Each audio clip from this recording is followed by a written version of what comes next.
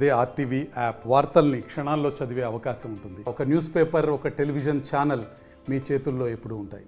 ముఖ్యంగా మనము మన ప్రాంతంలో ఉన్న వైద్యమే కానీ, విద్యనే కానీ, కస్తూర్బా స్కూల్సే కానీ, మోడల్ స్కూల్సే కానీ, ఇవన్నిటికీ ఆ కోటి కానీ, ఒక్కో స్కూల్కు 2 కోట్లు కానీ 3 కోట్లు కానీ ఖచ్చితంగా మరమ్మతులు కావాలి, ఆ ఎక్విప్మెంట్ కావాలి, అన్నీ ఇవ్వాలనే ఉద్దేశంతో ఈరోజు మన టేక్మల్లో ఉన్న మోడల్ స్కూలే కానీ, కస్తూర్బా స్కూలే కానీ, అది ట్రైబల్ ఆశ్రమ పాఠశాల కానీ ఇవన్నీ సందర్శించడం జరిగింది.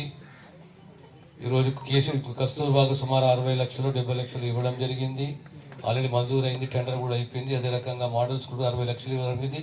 అయినా అక్కడ ప్రిన్సిపల్, అక్కడ టీచర్లు అంటున్నారు, సార్ ఇది మాకు సరిపోదు, మాకు లేదా 10 ఏళ్ళు అయిపోయింది, ఇప్పటిదాకా ఒక్క పని కాలేదు, మేము ఎన్నో దరఖాస్తులు పెట్టుకున్నాము, కానీ ఎక్కడ కూడా మా ఇన్ఫ్రాస్ట్రక్చర్ ఇంప్రూవ్మెంట్ ఎక్కడ కాలేదు. కనుక ఇవన్నీ మాకు అవసరం. అంటే మళ్ళీ ఇప్పుడు మోడల్ స్కూల్కు సుమారు 1,50,00,000, కస్తూర్బాకు సుమారు 1,50,00,000, అదే రకంగా ఆశ్రమ పాఠశాలకు సుమారు 20-30 లక్షలు అవసరం ఉంటుంది. కనుక ఇవన్నీ కూడా త్వరలోనే మంజూరు చేస్తామనే విషయాన్ని సవినయంగా తెలియజేస్తున్నాం.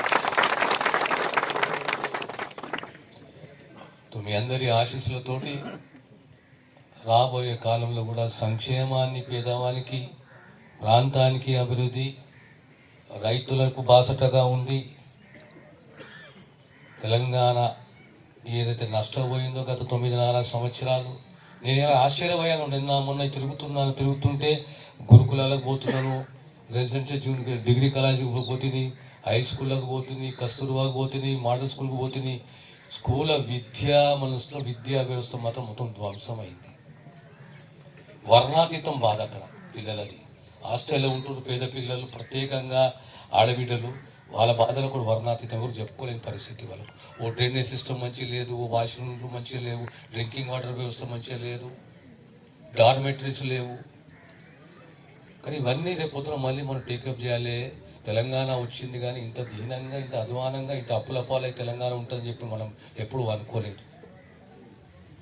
లక్షల కోట్ల రూపాయలు, ఈరోజు 1000 కోట్ల రూపాయలు ప్రాజెక్టుల మీద పెట్టారు, కానీ పేదవాడు, పేదరాలు, పేద కుటుంబంలో చదువుకునే పిల్ల పైన 9 పైసా పెట్టలేకపోయారు, ఆ ఇన్ఫ్రాస్ట్రక్చర్ మీద 9 పైసా పెట్టలేకపోయారు.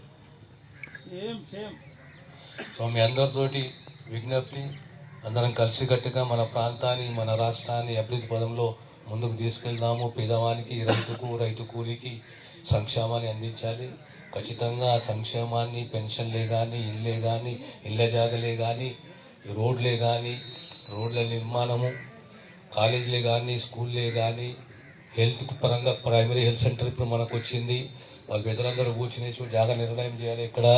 ఎక్కడ కడుతుంది, రోడ్డుకు ఉండాలి. మాకు ఫేసింగ్ అంతా కూడా ప్రైమరీ హెల్త్ సెంటర్ది రోడ్డు ఫేసింగ్ ఉండాలి. ఎందుకంటే ప్రతి గ్రామంకి వెళ్ళి ఇక్కడ ఉన్న 9-10 గ్రామాలకి నుంచి మనకు ప్రజలు వస్తారు. కనుక వాళ్ళకి ట్రీట్మెంట్ కావాలంటే రోడ్డు పైన, రోడ్డు పక్కకే హాస్పిటల్ ఉంటే బాగుంటుంది. కనుక మీ అందరూ కూర్చొని ఒక నిర్ణయం తీసుకుని మాకు చెప్తే త్వరలోనే దీనికి సంబంధించి టెండర్ పిలిపించి పనులు మొదలుపెట్టే దిశగా మా కృషి ఉంటుంది. మీ అందరి మరొకసారి మీ నమ్మకంతో, ప్రేమతోటి, విశ్వాసంతో నాకు ఇంత గొప్ప సత్కరించినందుకు మీ అందరికీ కూడా హృదయపూర్వక ధన్యవాదాలు తెలియజేస్తూ సెలవు తీసుకుంటాను. మరిన్ని వీడియోస్ కోసం ఛానల్ ని సబ్స్క్రైబ్ చేయండి. లేటెస్ట్ అప్డేట్స్ కోసం వాట్సాప్ ఛానల్ ని ఫాలో చేయండి. అండ్ లింక్ డిస్క్రిప్షన్ లో ఉంది.